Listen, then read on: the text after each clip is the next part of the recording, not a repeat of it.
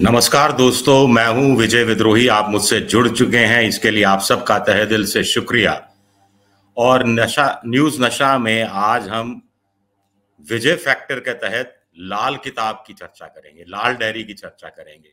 और जानबूझकर मैंने भी ये लाल रंग की शर्ट पहन रखी है। ये लाल रंग की शर्ट है, आपको दिख रही है। लाल रंग की डायरी भी आपने देख ली होगी। तो 3-4 सवाल उठते हैं। क्या राजस्थान का इस बार का विधानसभा चुनाव लाल डायरी के आसपास लड़ा जाएगा? ये सवाल इसलिए भी उठ रहा है क्योंकि प्रधानमंत्री नरेंद्र मोदी आज सीकर में थे, राजस्थान में थे। वहां पे एक चुनावी रैली, एक हम कह सकते हैं उसे संबोधित करते हुए उन्होंने कहा कि राजस्थान में एक लाल डायरी है। ये कांग्रेस की जो अशोक गहलोत की सरकार है, जो भ्रष्ट सरकार है, उसका एक नया प्रोडक्ट है। एक बात उन्होंने कही। दूसरी बात कही कि लाल डायरी के अंदर अशोक गहलोत के कामकाज के काले कारनामे बंद है। तीसरी बात कही, ये लाल डायरी के पन्ने जब खुलेंगे तो अशोक गहलोत की सरकार का डिब्बा गुल हो जाएगा। सरकार बुरी तरह से हार जाएगी, कांग्रेस हार जाएगी, डिब्बा गुल हो जाएगा, गोल हो जाएगा, गुल नहीं गोल हो जाएगा। तो ये बात उन्होंने कही। पलटवार अशोक गहलोत मुख्यमंत्री ने तुरंत किया। अपने निवास पर पत्रकारों की एक बैठक की, प्रेस कॉन्फ्रेंस की, और उसमें कहा कि मोदी जी को चैलेंज किया एक तरह से कि आपके पास तीनों जांच एजेंसियां हैं। आपके पास ईडी भी है, आपके पास इनकम टैक्स भी है, आपके पास सीबीआई भी है। तो ये तीनों जांच एजेंसियां भी लाल डायरी अभी तक ढूंढ क्यों नहीं पाई हैं? और तीनों जांच एजेंसियों से आप लाल डायरी ढूंढवा क्यों नहीं लगते? ढूंढवा क्यों नहीं लेते? उसे खुलवा क्यों नहीं लेते? मुझे एक्सपोज क्यों कर नहीं देते अभी तक? तो क्या आपकी तीनों जांच एजेंसियां पूरी तरह से फेल हो चुकी हैं कि एक लाल डायरी नहीं ढूंढ सके? तो पलटकर अशोक गहलोत का ये पलटवार आता है। भ्रष्टाचार के मुद्दे पर वो कहते हैं कि राजस्थान में जो एसीबी है, एंटी करप्शन ब्यूरो ने जितने छापे मारे हैं, उतने पूरे हिंदुस्तान भर में किसी राज्य एक सरकार की एसीबी ने नहीं मारे होंगे। तो खैर, हम लाल डायरी तक अपने आप को सीमित रखते हैं। ये दावे प्रति दावे तो होते रहेंगे। एक सवाल उठता है कि ये लाल डायरी एक शगुफा है, जुमला है, या ये लाल डायरी के पीछे भी की स्क्रिप्ट, कुछ लोग कह रहे हैं कि बीजेपी के नेताओं की लिखी हुई है। क्या वाकई में स्क्रिप्ट बीजेपी के नेताओं ने लिखी है, या उनको यूं ही चलते चलते हाथ में मसाला आ गया है और जिसका वो रेड कटआउट लेकर घूम रहे हैं? किताब का बड़ा सा कटआउट बना दिया गया है, उसको सीने से लगाए घूम रहे हैं। वैसे भगवाधारियों को लाल रंग पसंद नहीं रहा है। लाल झंडे वाली पार्टी यानी कम्युनिस्ट पार्टी से बड़ा चिढ़ते रहे हैं, लेकिन यहाँ लाल रंग की डायरी बड़ी रास आ रही है। उधर कांग्रेस लाल पीली हो रही है। मुख्यमंत्री ने भी 3 दिन बाद रिएक्ट किया। वो भी तब रिएक्ट किया जब प्रधानमंत्री बोले। पहले दिन भी मुख्यमंत्री बोल सकते थे। उनके एक मंत्री ने कहा है कि वो लाल डायरी की बात जो विधायक कर रहे हैं, कांग्रेस में अभी तक मौजूद हैं, उनके खिलाफ एफआईआर दर्ज करेंगे। लेकिन अभी तक एफआईआर दर्ज नहीं की गई है, जहां तक मुझे मेरी जानकारी है। तीसरी बात है कि अगर लाल डायरी है ही नहीं, सरकार को कोई डर है ही नहीं, तो खुलकर क्यों नहीं राजेंद्र गुड़ा जो विधायक हैं उनको चैलेंज किया जा रहा कि आपको हम चैलेंज करते हैं, आप पत्रकार वार्ता कीजिए, उसमें लाल डायरी के रहस्य खोलिए, लाल डायरी पत्रकारों के बीच में बांट दीजिए और हमें सबको भ्रष्टाचार के मामले में फांसी पर चढ़ा दीजिए। ऐसा भी कोई दावा कांग्रेस की तरफ से नहीं किया जा रहा है। कुछ लोग कह रहे हैं लाल डायरी नाम की चीज नहीं है। कुछ लोग कह रहे हैं अगर लाल डायरी नाम की कोई चीज है भी तो वो मुख्यमंत्री अशोक गहलोत के पास है और उन्होंने हिफाजत से छुपा कर रखी। अब आप कहेंगे कि लाल डायरी है क्या? वैसे तो आप में से बहुतों को पता होगा, लेकिन जिनको नहीं पता मैं बता दूं।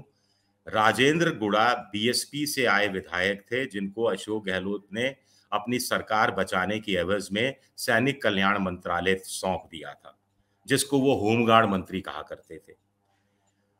मणिपुर के मसले पर राजस्थान विधानसभा में कांग्रेस के विधायक वेल में आकर शोर कर रहे थे, तो राजेंद्र गुड़ा ने कहा कि अपने गिराबान में भी तो झांको, यहां भी तो दलितों पर अत्याचार हुए हैं। ये बात बहुत नागवार गुजरी अशोक गहलोत पर और उन्होंने मंत्रिमंडल से बर्खास्त कर दिया। उसके अगले दिन राजेंद्र गुड़ा लाल डायरी लेकर आ गए, स्पीकर से भिड़ने लगे, लाल डायरी में मैं एक्सपोज कर दूंगा, ये बातें कहते रहे।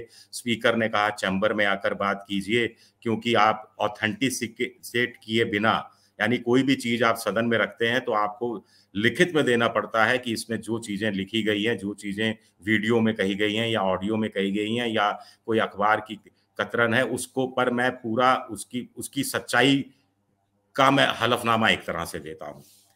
खैर, उनका ये कहना था कि 2020 में जब सचिन पायलट की बगावत वाला सिलसिला चल रहा था, तब केंद्रीय जांच एजेंसियों ने धर्मेंद्र राठौर, जो आरटीडीसी के अध्यक्ष हैं, उनके यहाँ छापा मारा था और तब मुख्यमंत्री ने राजेंद्र गुड़ा को, बकौल राजेंद्र गुड़ा, फोन किया था कि एक लाल डायरी है वो निकाल कर लानी है, किसी भी कीमत पर लानी है। राजेंद्र गुड़ा गए अपने 2 साथियों के साथ, कांग्रेस के नेताओं के साथ, जिन 2 नेताओं ने इनकार कर दिया कि हम तो वहां गए ही नहीं थे। खैर, उनका कहना है कि मैं गया, जाली तोड़ी और मैं वो लाल डायरी निकाल कर ले आया।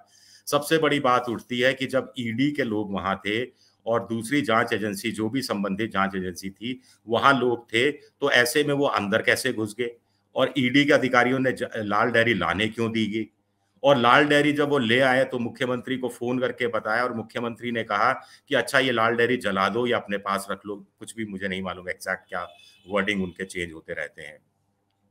तो क्या अशोक गहलोत इतने नासमझ नेता हैं कि अपने भ्रष्टाचार के कारनामों की एक एक डायरी में इंदराज कर देंगे, वो धर्मेंद्र राठौड़ के यहाँ रखवा देंगे, वहां से लेंगे नहीं, और उसके बाद राजेंद्र गुड़ा जैसे शख्सियत पर, जो कि पायलट के साथ बाद में चले गए थे, उसके घर वो डायरी रखने देंगे? तो ये आसानी से पचती नहीं है बात कि ऐसा कुछ संभव है। और दूसरी बात है कि वो लाल डायरी पहले थी सदन में, उसको आधा फाड़ लिया गया, आधा फाड़कर कांग्रेस के विधायकों के बीच वो लाल डायरी चली गई, आधी राजेंद्र गुड़ा के पास रह गई, फिर वो उसकी एक फोटोस्टेट कॉपी लेकर आए, ना जाने कितनी और कॉपियां करके रखी होंगी, वो उसकी बात नहीं है। लेकिन जो आधी डायरी कथित रूप से राजेंद्र गुड़ा के अनुसार कांग्रेस के विधायकों के पास चली गई, वो तो पोल खोल सकते थे कि साहब हमारे पास आधे पन्ने हैं जो कोरे हैं, या इसमें शोले फिल्म की कहानी लिखी है, या इसमें कुछ लोग कह रहे हैं कि शायद वसुंधरा राजे के भ्रष्टाचार के कारनामे लिखे हों। कुछ भी कह रहे हैं, बातें करने में क्या जाता है किसी का। तो वहां से भी वो कुछ चीज सामने नहीं आ रही। इसका मतलब डायरी फटी नहीं थी। फटी थी तो कांग्रेस के लोगों के पास नहीं गई थी। कांग्रेस के नेताओं के पास चली गई और वो छुपा के रख दी गई है।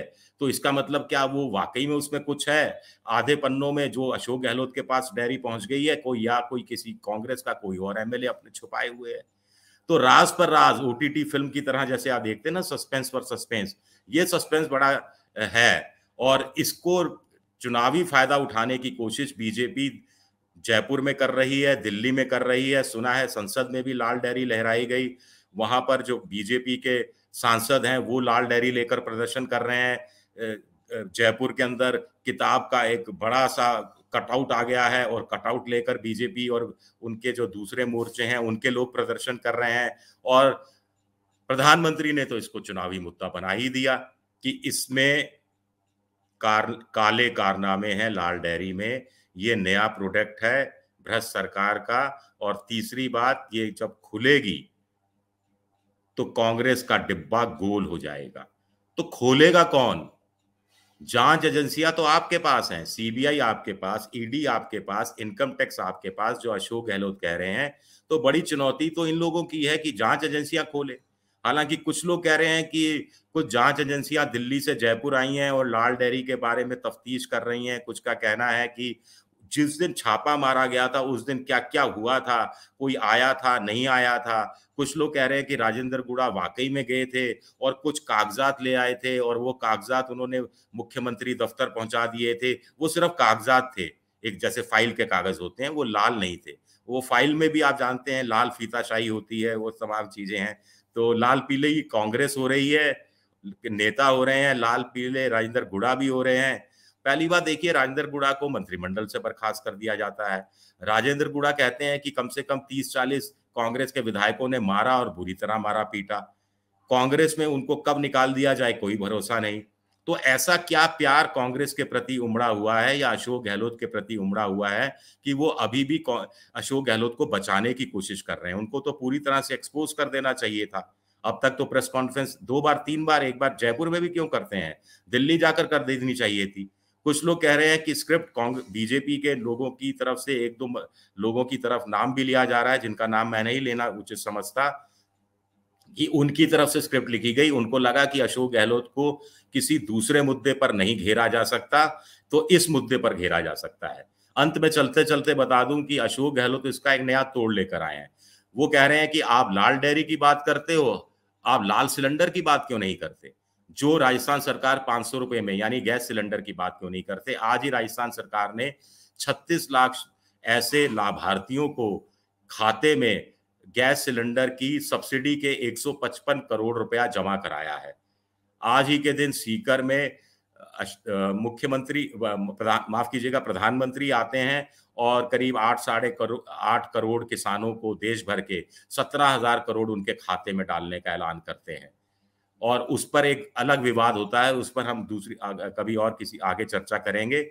लेकिन लाल डेयरी बनाम लाल सिलेंडर, ये भी अपने आप में बड़ा दिलचस्प हो गया है। शुक्रिया मेरा ये वीडियो देखने के लिए। आप हमसे जुड़े रहने के लिए सब्सक्राइब करें YouTube पर, फॉलो करें ट्विटर पर और लाइक करें Facebook पर।